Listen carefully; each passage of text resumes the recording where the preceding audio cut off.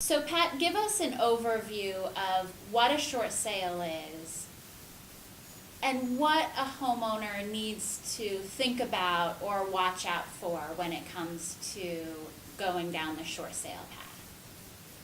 Well, a short sale is a situation where you owe more on your home than it's worth, and you decide to list that home for sale at current fair market value, which is probably less than the mortgages on it.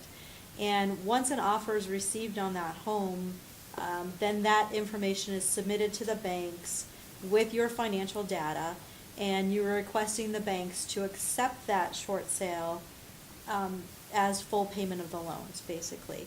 Short sale really falls strictly under contract law. So it doesn't really have much to do with anti-deficiency rules or anything else that's out there, because anti-deficiency rules really apply to a foreclosure situation. And if my home is foreclosed on, do I fall under anti-deficiency or not?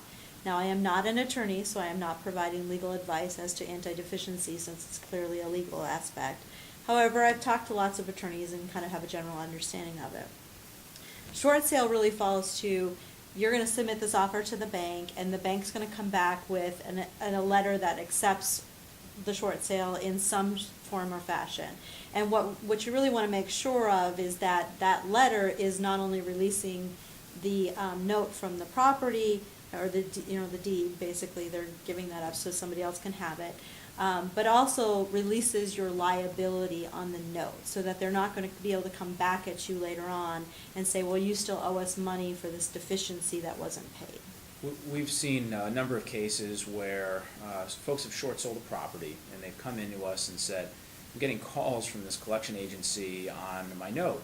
And a realtor or somebody who wasn't a licensed professional in the negotiating side of the business came forward and said, hey, I'll help you go through this process, and here's a letter that suggests you go and get some advice on legal and tax and otherwise in this process.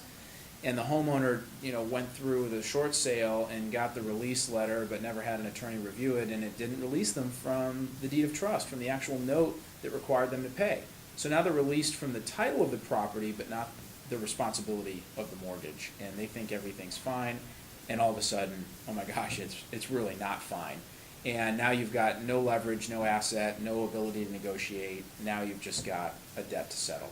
And those are the kinds of things that Homeowner 101 we want to help people avoid, is that trap of going down the path of thinking that you can collect advice along the way.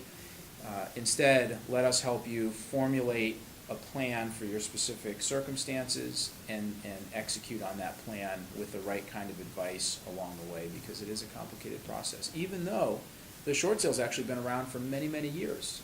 We've known many great real estate agents that have been helping people do short sales for 20 years plus, because it is not a new concept, and real estate declines are not a new concept. But the breadth of this particular real estate decline is greater than any prior, which is why now today the short sale is the predominant sale in the market, and maybe for years to come. Yeah.